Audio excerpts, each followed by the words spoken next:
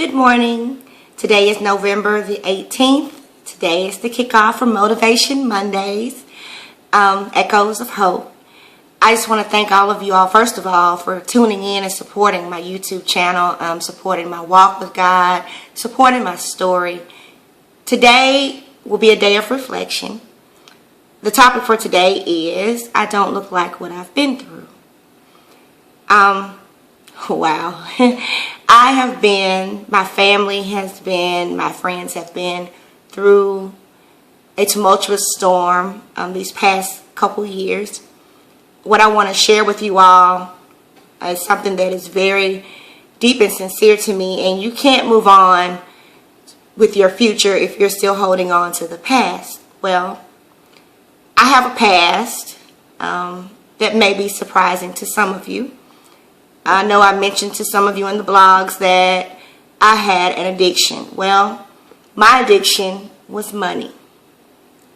Check writing was my addiction. It wasn't a drug. Well, it is a type of drug. Anything that you're addicted to is a drug, but there was no chemical substance for me.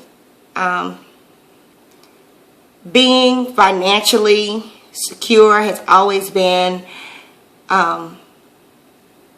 I guess you could say, a goal that I've always wanted to achieve.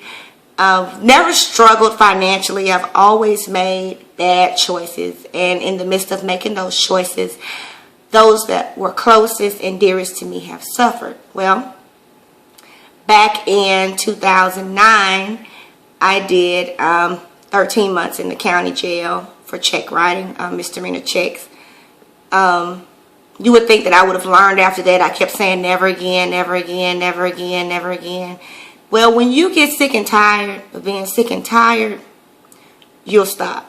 Well, I had a check also that I was given probation for that was considered a felony. Well, that check was written in 2003 to benefit my kids to go to daycare so I could finish cosmetology school. Well, needless to say, I did not finish. Just short of graduating to be able to go take the state board. Like I said, that was in 2003. And I wrote a check for daycare for my oldest two at the time, who were my only two children. Well, with that being said, I wrote that check with every intention to pay. But sometimes situations happen and things happen, and, you know, that's not an excuse. Well, I was given a charge of theft by deception, first degree. Well, that is a serious felony. Well, anyway, I was given probation. I was just a couple of months shy of completing my probation.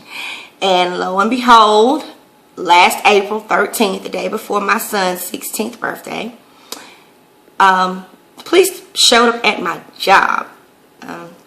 Embarrassing, totally embarrassing. By the grace of God, I was off the clock. Told me I had a warrant for the state of Alabama, probation violation. Well, no, you don't have that. Well, long story short, they did. I prayed, not realizing that it could be more serious than what it truly was. Well, July 12th, 2012, I was sentenced to a 5-year sentence of Alabama Department of Corrections time. Yes, I was sentenced to prison. Yes, I went to Tutwiler. Yes, I had to do that time. Yes, it was the hardest thing I've ever had to do. Am I glad I went through it? Yes, I am. I haven't written a check in years. I'm not going to say that my palms don't get twitchy. They do. I'm not going to say that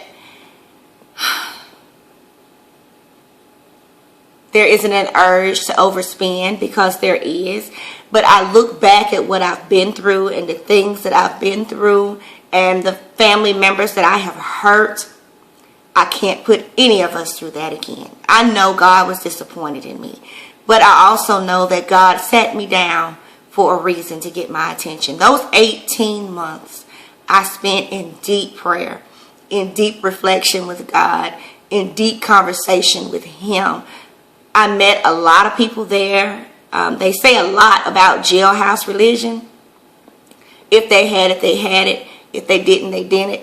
I've always loved the Lord. I've always decided to follow him. Sometimes we fall off the path. Sometimes we have to be put back on our tail, you know, and set straight the right way.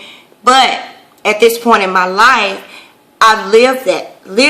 I've been through that. I have so much to be grateful for. I have a brother that has a life sentence right now who is sitting in prison. I love him to pieces. I can't walk that walk for him. Well, in the midst of all that, I have picked up my spirits. I love my husband. I love my children. I love me. I love Niecy. I am in love with Niecy for the first time in my life. While I was away, I had 2 birthdays. I've missed a prom. I've missed basketball games. I've missed birthdays of the kids. I missed our wedding anniversary twice. I've missed so much. Never again. Never again.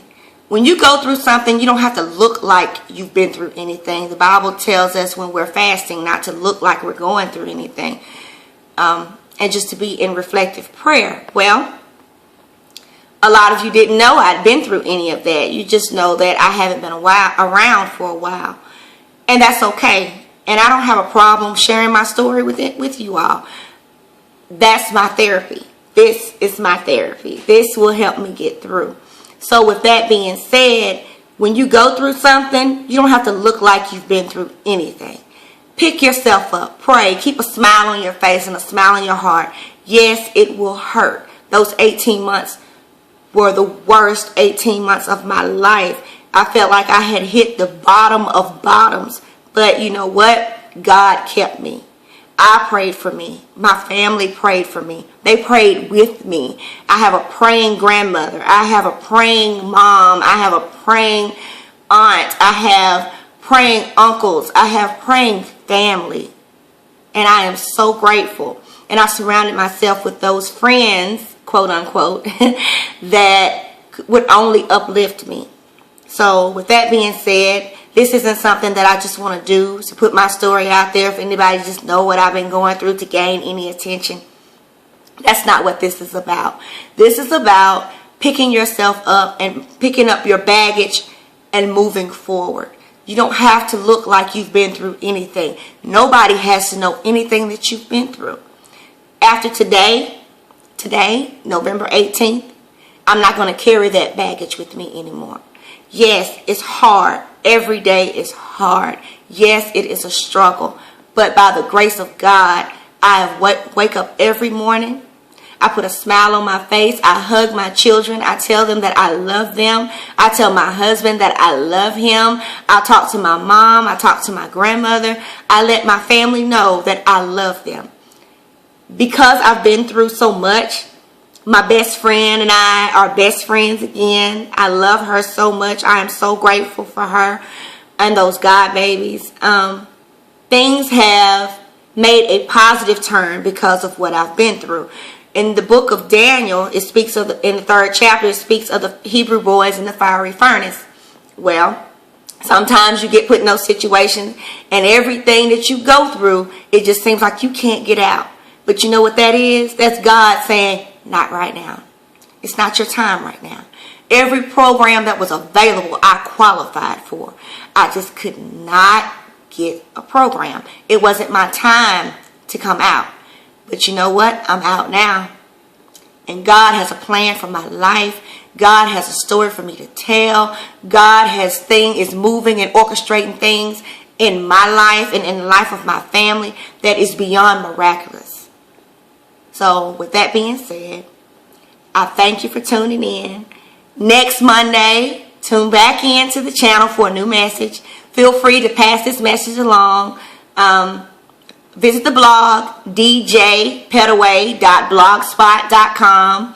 Twitter, Ms. MS Petaway 01. I'm on Facebook, Denise Jones Petaway. First Class Legacy. I'm on Twitter at first, the number 1, ST, Class Legacy. Just follow. I'll be getting stories. You'll be hearing stories, from friends and family, those close, those that inspire me. That's what Motivation Mondays is about. Let's uplift one another. Let's get it going. Let's be legendary. Bye.